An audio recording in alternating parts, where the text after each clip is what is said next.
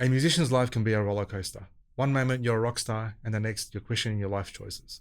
But one thing is for sure, and that is that you always want to be on top of your game. Stick around as I'll be talking about the things that can make you stand out as an artist.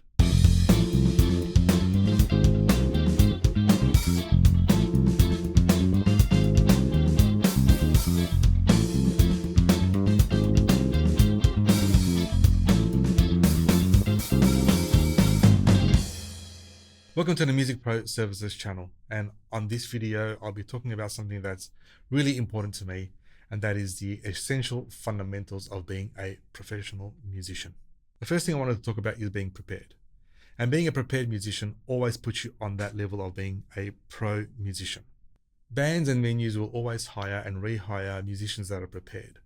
This shows commitment to the actual cause. Some musicians think that being a virtuoso or being a gun on stage or even just turning up to the gig is preparation enough, but that can't be further from the truth. Some of the essential fundamentals to take into consideration are: know your set list, bring your charts, know the material, rehearse it at home. I know you probably have rehearsals with the band, but ensure that you are on top of your set list and on top of the material that you're going to be playing.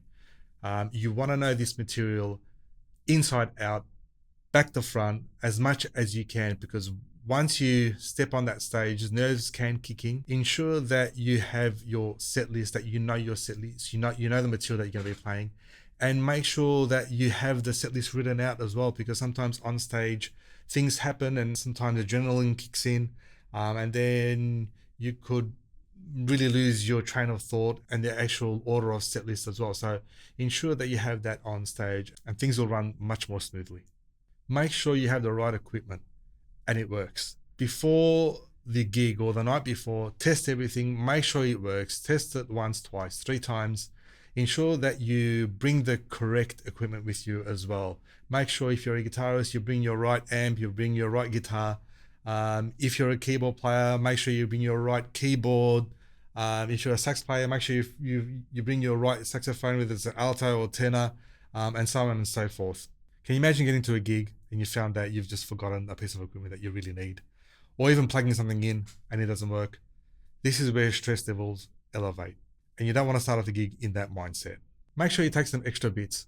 We've all been in this situation where cables don't work or mics don't work, or you snapped a string off your guitar. Make sure you take some extra things that you know that if you need it, it's there. It's peace of mind.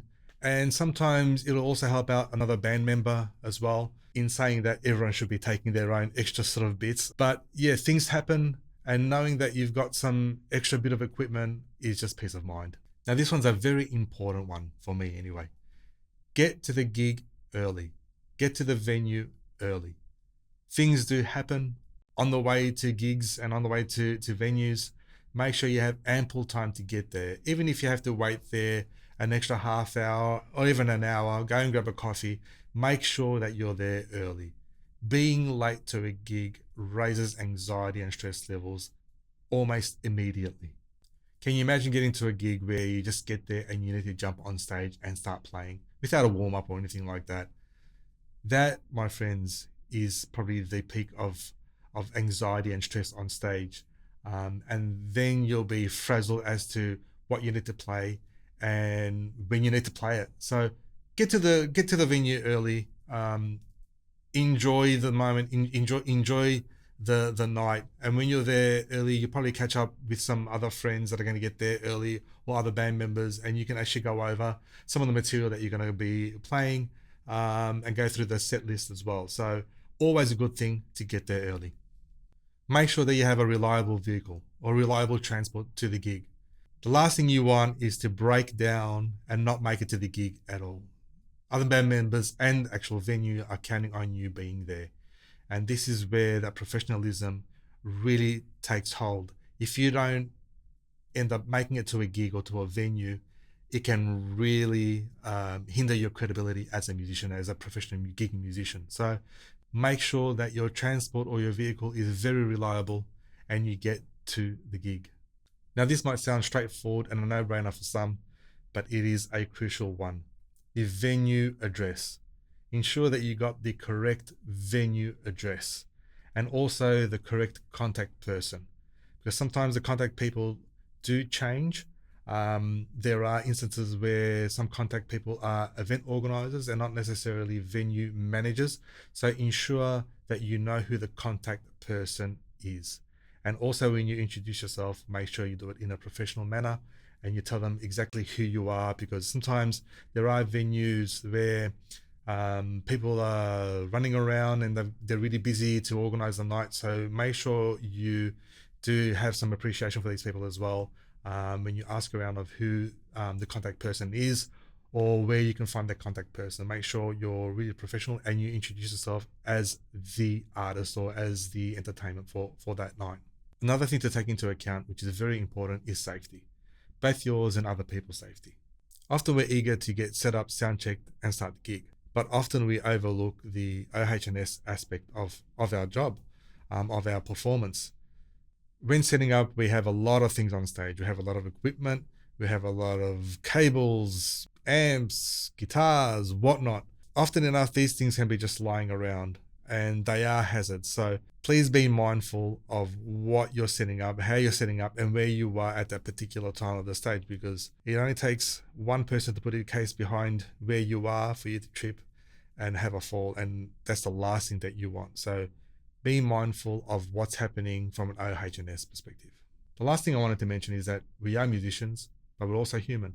So therefore we do run into situations and problems outside of this music profession. Sometimes this can be debilitating. And if that's the case, I do recommend that you get a fill-in for your next gig. If this is not an option, then I do recommend doing the gig as best as possibly you can. This might be hard for some, but the way to do it is to put your mind in the state where you forget about your problems while you're on stage.